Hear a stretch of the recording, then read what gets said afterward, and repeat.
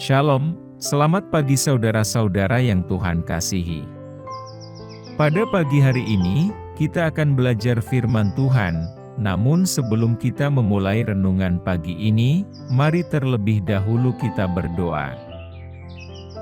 Bapa yang baik, Bapa pengasih di dalam kerajaan sorga, pada pagi ini kami rindu mendengarkan firman-Mu. Biarlah kiranya firman ini bisa menjadi berkat untuk kami yang mendengarkan. Berkati kami dalam aktivitas kami hari ini, kiranya Tuhan Yesus beserta dengan kami. Berkati kami dalam setiap pergumulan kami, agar kami bisa melewatinya dengan tuntunan Roh Kudus. Inilah yang menjadi doa dan permohonan kami, karena kami berdoa hanya di dalam nama Tuhan Yesus Kristus. Amin. Saudaraku, sebelum kita mendengarkan firman Tuhan pada pagi hari ini, pastikan saudara subscribe channel ini terlebih dahulu, dan bila saudara memiliki permohonan doa, saudara bisa mengisi di kolom komentar yang sudah tersedia.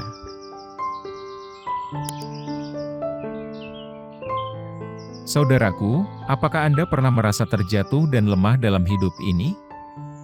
Namun, tahukah Anda bahwa ada kekuatan luar biasa yang tersedia bagi kita untuk menjadi kuat? Mari jelajahi bersama tentang menjadi kuat dalam Kristus, sumber kekuatan yang tak terbatas yang dapat mengubah hidup kita. Sebelum lebih lanjut, mari kita membaca ayat renungan kita pagi ini, yang tertulis dalam Filipi 4, ayat 13. Demikian firman Tuhan. Segala sesuatu dapat kutanggung di dalam Dia yang memberi kekuatan kepadaku. Saudaraku, bayangkanlah seekor anak burung yang baru saja menetas dari telur. Pada awalnya, ia lemah dan rapuh. Ia belum mampu terbang dan bergantung sepenuhnya pada induknya untuk makanan, perlindungan, dan petunjuk. Namun, seiring berjalannya waktu, anak burung itu mulai belajar menjadi kuat. Anak burung itu mengamati dengan saksama setiap gerakan dan tindakan yang dilakukan oleh induknya.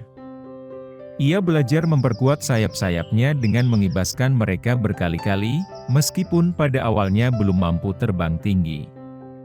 Ia jatuh dan tersandung beberapa kali, tetapi tidak menyerah. Anak burung itu terus berlatih dan belajar, dengan tekun dan penuh ketekunan.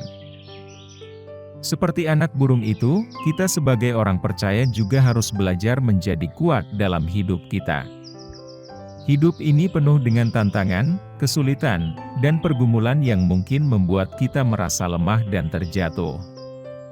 Namun, dalam firman Tuhan, kita diberitahu bahwa segala sesuatu dapat kita tanggung di dalam Kristus yang memberi kekuatan kepada kita. Belajar menjadi kuat dalam Kristus dimulai dengan mengenal Dia secara mendalam, melalui firman-Nya dan hubungan pribadi dengannya melalui doa.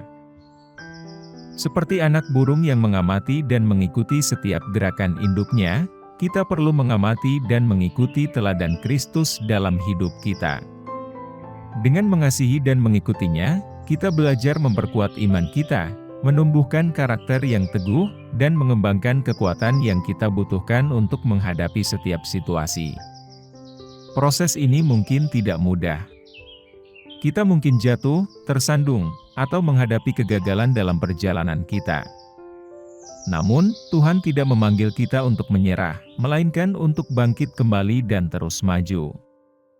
Dia memberikan kasih karunia-Nya kepada kita, memberikan kekuatannya kepada kita di dalam kelemahan kita. Dalam perjalanan hidup ini, belajar menjadi kuat dalam Kristus adalah suatu proses yang berharga. Ketika kita terus menggali dan menyerahkan diri kepada-Nya, kita akan menemukan bahwa kekuatannya melimpah untuk mengatasi setiap rintangan, dan mengangkat kita ke tingkat yang baru. Jadi, janganlah berhenti belajar, bertekunlah dalam iman, dan percayalah bahwa melalui Kristus, Anda dapat menjadi kuat di dalam segala hal yang Dia panggil Anda lalui. Jadi, mari kita belajar menjadi kuat dalam Kristus, menumbuhkan iman yang kokoh, dan mengandalkannya sepenuhnya dalam setiap aspek hidup kita. Ketika kita mengandalkannya, kita akan menemukan bahwa kekuatannya bekerja dalam diri kita, memampukan kita untuk mengatasi segala sesuatu yang kita hadapi. Seperti anak burung yang akhirnya terbang dengan lepas, kita juga akan merasakan kekuatannya yang memampukan kita untuk mengatasi batasan, dan meraih potensi yang Dia miliki untuk hidup kita. Amin. Saudaraku, demikianlah renungan firman Tuhan pada pagi ini. Semoga menjadi berkat bagi kita semua, dimanapun kita berada.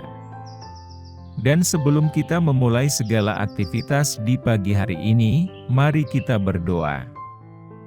Bapa kami yang di surga, Bapa yang kami panggil dalam nama Tuhan Yesus Kristus, kami bersyukur Tuhan atas pertolongan-Mu, penyertaan-Mu, dan atas berkat-Mu dalam hidup kami.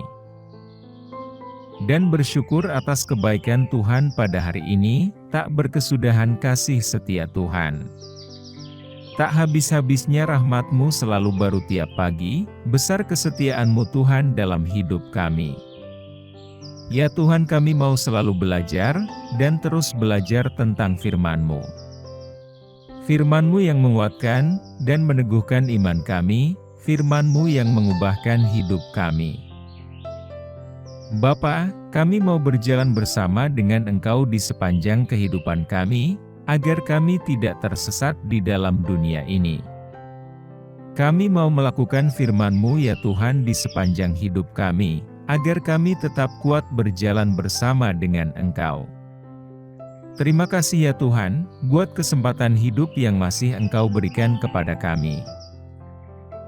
Segala pergumulan dan persoalan hidup, kami serahkan di dalam tangan-Mu, Engkau akan menyelesaikannya bagi kami. Tuhan, hamba berdoa buat saudara-saudaraku yang sudah mendengarkan renungan hari ini, yang saat ini sedang mengalami sakit penyakit, pergumulan, masalah kebutuhan ekonomi.